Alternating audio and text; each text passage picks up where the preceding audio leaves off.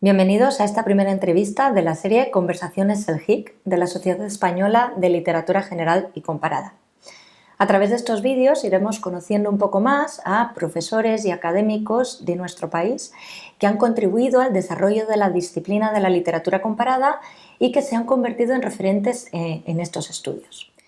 Es un honor para mí comenzar entrevistando al profesor Dámaso López García, que fue codirector de mi tesis doctoral hace ya 14 años y que desde entonces pues, ha sido mi mentor y uno de mis maestros.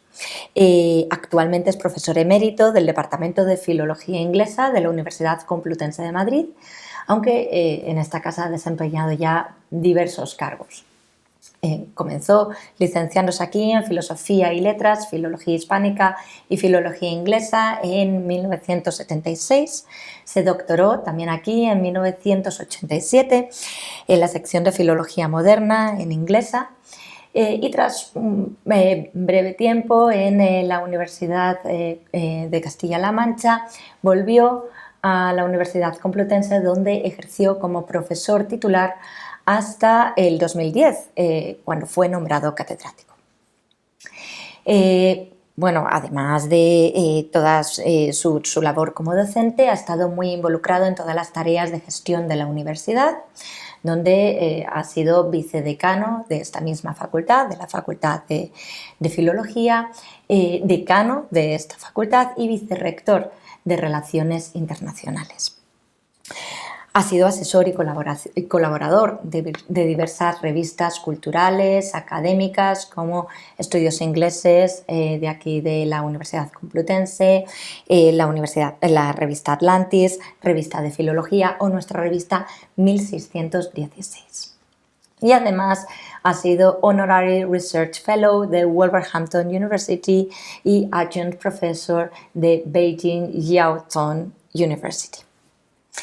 En la SELGIC hemos tenido el placer y el honor de contar con él como presidente de nuestra sociedad durante el periodo del 2014 al 2022 y durante su mandato se dio un gran impulso a las labores que hacíamos dentro de la SELGIC.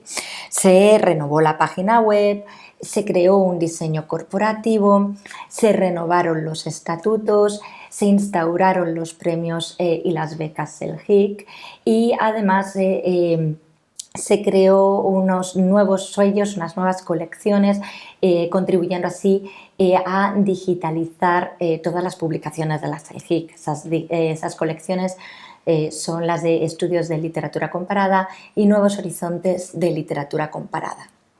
La Junta Directiva asume ahora el reto de continuar con toda su labor renovadora y dinamizadora de nuestra sociedad. Muchas gracias, Dámaso, por recibirnos hoy en tu despacho, que es donde nos encontramos. Comenzaré ahora con algunas preguntas en torno a, más allá de la trayectoria académica, ¿no? que hemos mencionado, tu labor como investigador en literatura general y en literatura comparada en particular.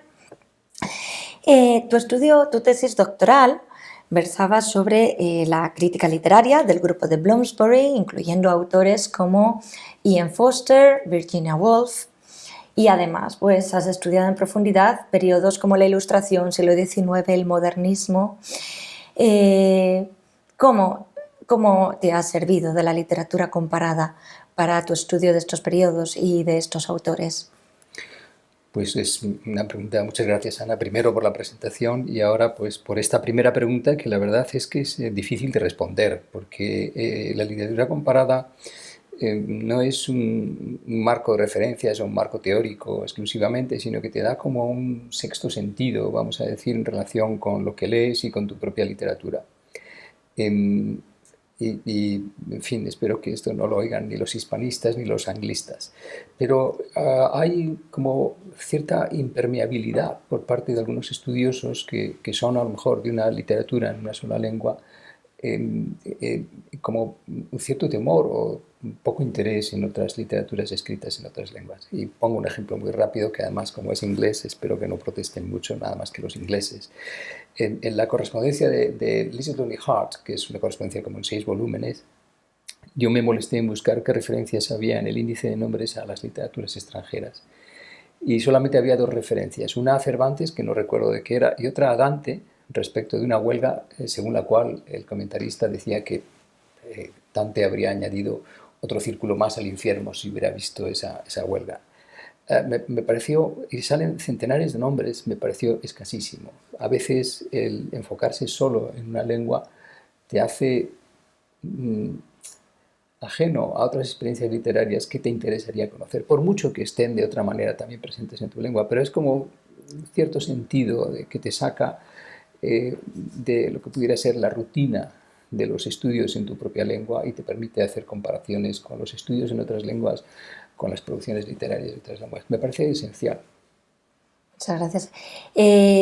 Dentro de tu investigación también te has dedicado mucho a los estudios de traducción y la traductología. Y aquí quería hacerte un par de preguntas relacionadas. En primer lugar, ¿en qué aspectos la traducción puede verse como literatura comparada? Y en segundo lugar, bueno, estamos asistiendo a un gran desarrollo de los traductores automáticos gracias a la inteligencia artificial. ¿Cómo puede esto llegar a afectar a la perspectiva comparatista que se le da a la traducción y más en particular, cómo puede afectar a la traducción literaria? Pues bueno, sobre la primera parte puedo responder con más seguridad, sobre la segunda con más inseguridad. Pero sobre la primera puedo decir que la Biblia es un texto que le hemos traducido. Entonces, en la medida en que la Biblia ha conformado la mentalidad de las personas, y cuando digo la Biblia, digo también todo el derecho, es decir, cosas que regulan nuestra vida, si quieres, material o relaciones sociales y espiritual, pero la Biblia es un buen ejemplo porque hasta la Septuaginta pues no había una traducción de la Biblia y por tanto quien quería conocerla tenía que ir a las lenguas originales.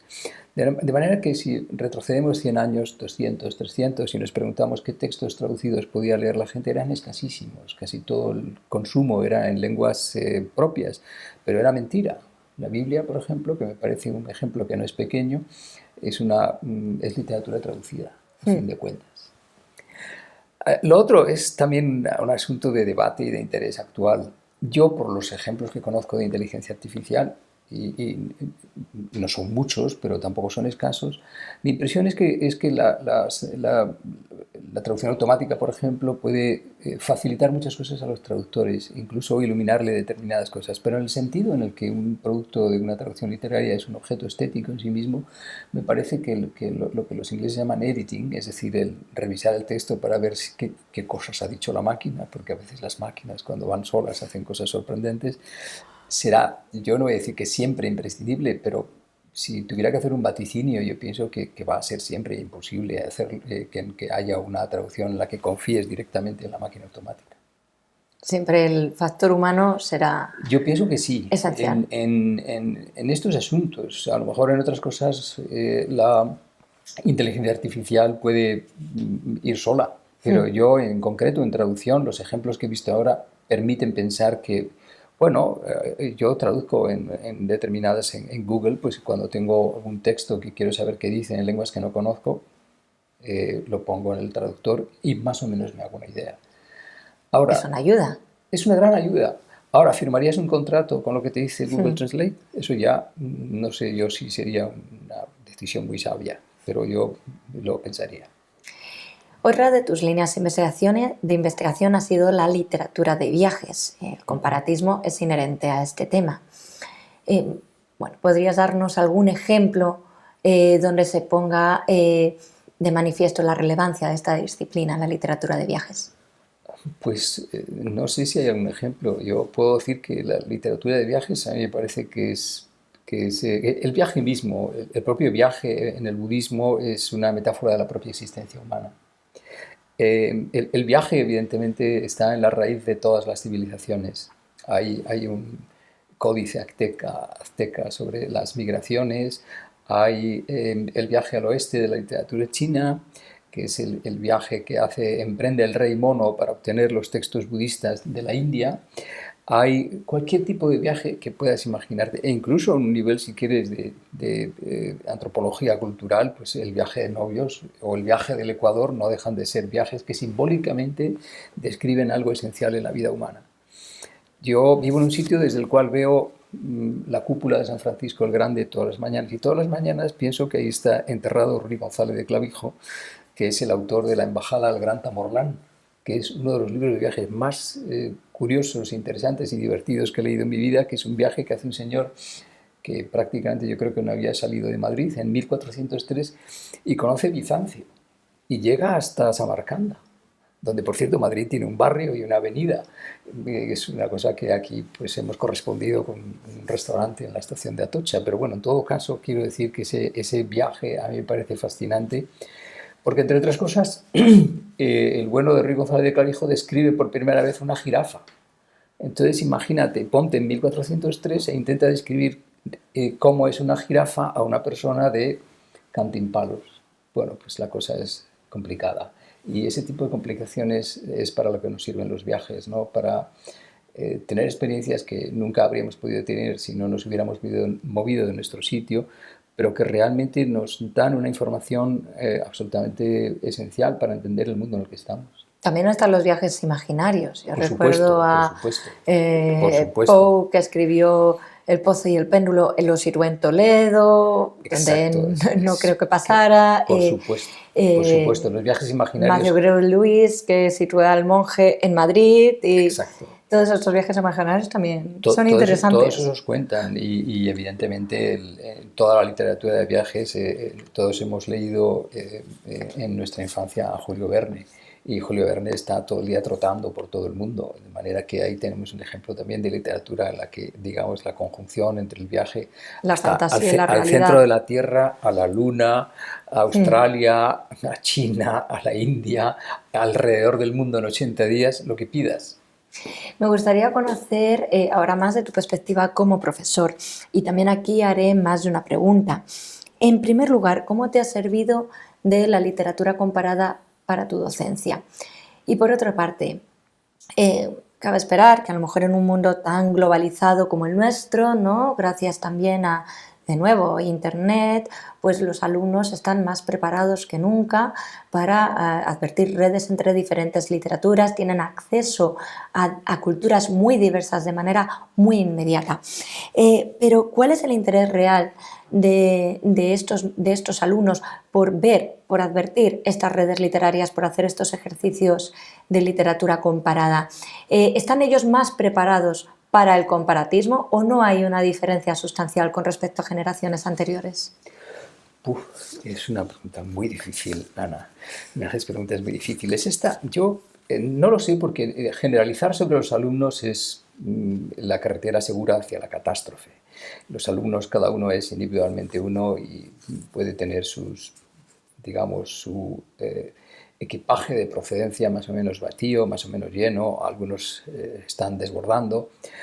Y entonces es casi imposible decir qué vas a esperar o qué podemos esperar de los estudiantes. Si las redes han facilitado que haya una actitud más que muestre un mayor interés hacia la literatura comparada, yo eso lo dudo. Yo creo que no. Es decir, que los estímulos son los mismos que cuando uno era niño, o incluso cuando Conrad era niño y ve un mapa y ve que en un mapa hay un hueco en blanco y dice, yo quiero ir ahí, yo quiero ver qué hay ahí. Por tanto, el interés yo creo que es permanente e indeclinable y es de toda la humanidad. Florece o no florece, depende de quién sea cada persona. Unas personas les llama la atención eso, otras no. Como profesor yo sí puedo decir que siempre intento que cuando hablo de algún autor pues pueda encontrar o sea capaz de encontrar referencias a otros autores que han escrito sobre asunto parecido o que formalmente se hayan inspirado a lo mejor en acontecimientos que tuvieran alguna relación entre sí. A mí eso sí me parece muy interesante, pero claro, es una cosa que promuevo yo desde el punto de vista de lo que pueden ser exclusivamente a lo mejor mis propias lecturas. Y mis lecturas sí me dicen que en efecto hay una estrecha relación muchas veces entre textos que aparentemente no la tienen. Yo creo que uno de los problemas del comparatismo es el nombre. Yo estoy interesado en la literatura, no en comparar literatura, sino en conocer la literatura en todas sus manifestaciones. Que luego haya habido una época muy del siglo XIX en las que se han comparado las literaturas casi como si fueran plantas plantas vegetales, ¿no? Plantas, y se analizaran las características entre ellas e incluso se viera cuáles eran los progenitores y cuáles los hijos. Digamos que es una comparación biologicista que a mí me parece desafortunada, en el sentido de que yo creo que no hay esa relación entre unas vidas que tienen un sentido propio allí donde nacen y otras que tuvieron otro en otro lugar. La influencia de tal en tal, o lo que se llama el comparatismo A en B, a mí me parece que, bueno, es entretenido, pero de ahí a que sea algo que nos Anecdótico. diga, digamos, desde el punto de vista del conocimiento de la literatura, algo fundamental, a mí no me parece tan importante, porque lo interesante es ver por qué B modificó a A y por qué se dirigió a otro público, cómo aprovechó aquellas experiencias, no para ver si es mejor o peor, Los sino para ver procesos. qué, exacto, es decir, en qué ha acabado todo eso, por qué se inició, a qué fines sirve. Hay literaturas que tienen una finalidad específica en una lengua, sin embargo, cuando se trasplantan a otra mediante una persona que leyó aquellos textos, quieren decir algo muy diferente para gente muy diferente. Entonces, a mí eso ya me parece que es un modelo de trabajo que no tiene recorrido. Bueno, finalmente querría preguntarte por el futuro de la literatura comparada. ¿Hacia dónde crees que se encamina la disciplina? ¿Cuáles son los próximos retos y qué papel puede desempeñar la CELGIC en ellos? Bueno, de nuevo, preguntas también todas muy difíciles, pero intentaré responder. En primer lugar, a mí me interesa el futuro de la literatura, no solo el de la literatura comparada, también el de la literatura comparada, pero el futuro de la literatura. Hace muchísimos años, Graham Huff, como en los años 70, dijo que la esfera de la literatura se había contraído. Desde entonces hasta hoy, yo creo que la esfera de la literatura debe ser del tamaño de un guisante. No creo que, no creo que no define lo que pudiera ser, digamos, las normas de relaciones sociales del grupo culto. Es decir, una persona que se presente en una reunión y diga, mira, yo los fines de semana leo El paraíso perdido de Milton. Pues no sé yo cuántos aplausos va a cosechar. Y no sé yo si eso es una referencia para nadie hoy día. De manera que hay que enfrentarse con el hecho de que la literatura, y aquí entraríamos digamos, en una de sus transformaciones, hoy día es un elemento más de lo que pudieran ser diferentes formas artísticas, pues la intermedialidad, las nuevas tecnologías, la literatura digital, por ejemplo, lo que después de todo hay que reconocer que no es nada más que un impulso del siglo XIX. La obra de arte total se pensaba que era la ópera, porque incluía la parte lírica, el canto, el vestuario, la performance, la música, la pintura, es decir, tenía todo. Sin embargo, nadie vive la ópera como el arte total, y se pensó como el arte total, ¿no? El arte que incluía absolutamente todo. Hemos visto cómo aparecía el cine y prácticamente hemos visto cómo desaparecía. Es decir, el cine ya no es lo que era. El cine, me refiero al espectáculo, la asistencia al espectáculo, la gran pantalla, en fin, hasta obtener las entradas, toda la liturgia de ir al cine, ¿no? Yo creo que eso ha desaparecido. Sin embargo, pues el impulso por el relato, contar historias, conocer circunstancias, personas, definir personajes, definir épocas, definir qué es lo que hacemos sobre la superficie de la Tierra, todo este tipo de cosas a mí me parece que son el interés central de la literatura, y yo creo que eso es indeclinable. Decía antes que yo dudaba un poco de lo que es la literatura comparada. Yo creo que nos merecemos estudiar la literatura y no convertirla, digamos, no convertirnos en funcionarios de la literatura, aquello que decía Walter Benjamin, que sé que no está muy bien citarlo, pero yo lo recuerdo, acerca de que los filósofos no buscan la verdad, sino que más bien son funcionarios de una estructura que estudia determinadas cosas de determinada manera, ¿no? Entonces yo pienso que lo que nos merecemos es estudiar la literatura como hay que estudiarla, ¿no? Es decir, en sus dimensiones, en sus transformaciones, en sus, en sus posibles reencarnaciones en cualesquier medios artísticos en los que puedas pensar. Y yo creo que eso es un interés indeclinable. Lo que era en tiempos una comparación entre diferentes literaturas, hoy día es más bien una comparación entre la presencia de la literatura en diferentes medios artísticos, desde la pintura hasta la música, hasta lo que quieras pensar, porque evidentemente la literatura estará presente en todos los medios artísticos, porque el sujeto de la literatura sigue siendo el interés por el ser humano. Pues yo creo que lo tendremos muy presente la SERGIC como guía para todos los eventos y todas las actividades que vayamos haciendo en esta nueva etapa, claro. Muchas gracias, Dámaso, pues por todo, por tus explicaciones, por tu tiempo, por tu investigación sobre la literatura. Y bueno, yo creo que con tus respuestas pues ha quedado de manifiesto ese profesor que tú eres, crítico, traductor, escritor, que son esa labor que tú realizas y que sigue definiéndote y que son oficios que están dentro de ti. Gracias por todo. Pues muchas gracias, eres muy amable y, en fin, agradezco tus palabras, incluso aunque no las merezca. Muchas gracias, Ana.